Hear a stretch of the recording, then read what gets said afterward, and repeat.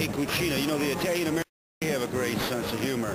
Today we're up at the Bellfountain Civic Center in North County, in Bellfountain Neighbors as a matter of fact, and we're visiting with the North County Italian American Seniors Club. That's right.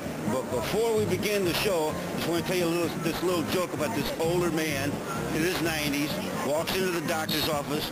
He's got his cane and he's walking like this into the doctor's office, and he sits down next to this fella, this younger man, and the younger man says, how do you know about this doctor? The older fella says, well, I've been coming to him for years. He's a miracle man.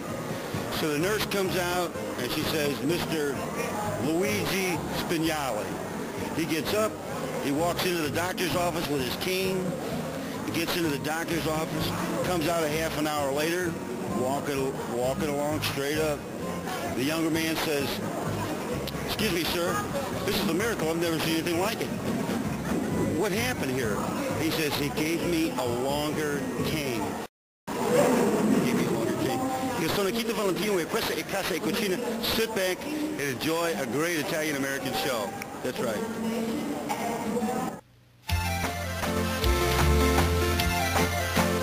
Una bella voce, siamo una bella voce, gente dalle anni. Una bella voce, siamo una bella voce, gente dalle anni. Lavoriamo, mangiamo, beviamo, cambiamo, speriamo, festeggiamo insieme. Una bella voce, siamo una bella voce, gente italiani. Lavoriamo, mangiamo, beviamo, cambiamo, speriamo, festeggiamo insieme.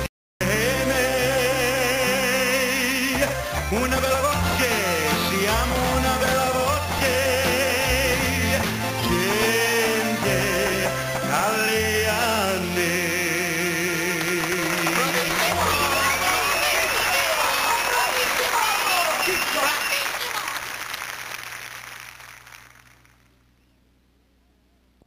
Okay, Jack, you got a funny story? Okay, Jack, you got a funny story? Yes, I have a funny story. When I was a little kid, I was mean, and I turned out to be a good man after all. I'll tell you one thing, after 16 days they put me away because I was a bad boy. I turned out to be a good boy. And I'll tell you one thing, I grew up real good. What was the thing you told me a little bit before about you were knocked unconscious? Yeah, I was knocked unconscious when I was 7 years old, and a Greyhound bus dragged me for 2 blocks.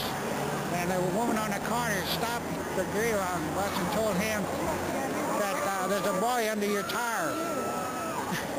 Well, it was a spring, and they picked me to the hospital. And for 16 days, nobody done nothing to me. Until one day a doctor came, and he checked me, and he filled me, and I said, what are you doing to me? He said, you better get up out of there, the doctor said. So I got up and walked home, 3 blocks. He said, who was that boy? He said, 16 days, and then he wakes up and runs. And I tell you, good Lord's good to me. You could ask my dear wife here. He's good to me, and I tell you what. We're going to ask your wife. Pardon me? I said, we're going to ask your wife. It'll be fine. It'll be fine. Gail, what's a funny story? I really don't have any funny story, but I want to add to his accident. He was also a butcher in real life, and this scar that he has here on his forehead, they nicknamed him T-Bone when he was a child. Why did they do that? Where did T-Bone come from? Because he was a butcher, and that the scar was the form of a T. I guess we're going to have to start calling you.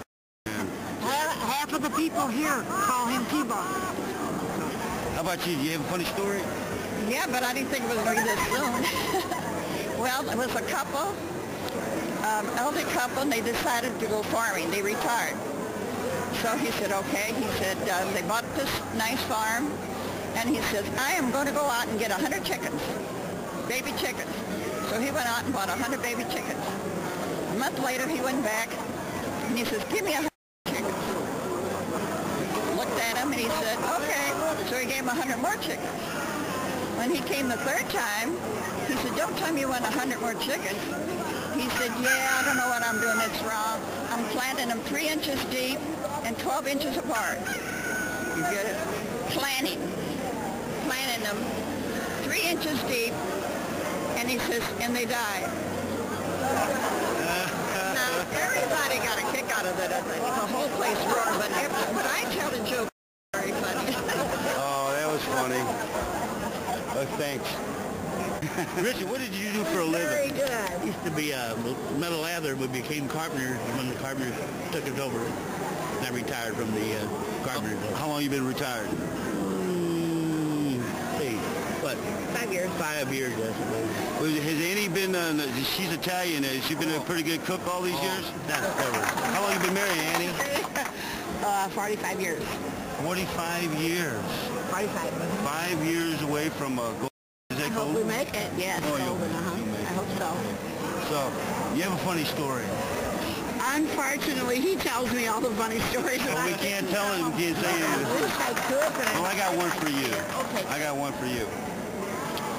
This older Italian goes into, it's a birthday party for him. It's 99 years old, and they have a salute with their drinks. Un cent'anni means 100 years, 100 years. So they do this big party for the fella. He was 100 years, he was 99 years old. So the fellow stood up with the glass. He says, salute, un cent'anni. And the old man got up and punched him right in the nose. He says, what, you want me to live for only one more year? Oh, he's 99 years old. Well, you can at least tell that one on the air. That's right. Good to go. Thank you. You bet. So you burned something one time. Oh, yes, I have. From electricity. It took me a while to learn how to do it. What did you do for a living? Well, I was in the canning business. In the canning I business? got out of that and I went and worked for Lincoln Engineering. I was inspector. Wait a minute. Whoa. Electrical engineering, right? Engineer, yeah. And your wife has a problem with electricity? She was a beautician. Oh. You cut his hair? I've done a lot of work. I'm a shoe designer. How long? Where We we were married. Television or something? Yeah. Oh, my. We've been married 58 years. And 58 years? Man, that's fantastic. You been cutting his hair all this time? Yes, I do. Well, that's great. And you're an actress also? No. I just was a professional shoe model, shoe designer. Then I worked with him for a while. Oh, there's a joke there. And then You're a I professional pulled shoe out and model. became a beautician to my son. You have good-looking feet. Yeah. So they took pictures of your feet. That's right. How were you discovered? Well, what's that? How were you discovered For what? for modeling shoes? I work for the company. Oh, and they said, hey, I like your feet, and I wanted you to I model work for shoes. Mr. Millius. And I worked with them for quite a number of years. Well, that's great. Well, listen, Grace, thank you very much. Yeah, I've done a lot in my life. Quite a bit. Thank you. 58 years, that's great. I told him my wife was an angel about 20 years ago. He said, how's that? I said, she's always up in the air harping. Italian comedian. His name was Roosevelt. You probably heard some of the records. He lived out in the wilderness, you know what I mean? Just a little shack there. And all of a sudden, one morning he got up, there was two guys surveying his property, you know. And finally, after they finished, he said, what are you guys doing here? They're Italian. He couldn't speak English, you know. He said, well, we're going to build a railroad track. And he said, giusto di cava passare. That means, does this railroad have to really pass by here, you know? But no trees or nothing around it. That's it. And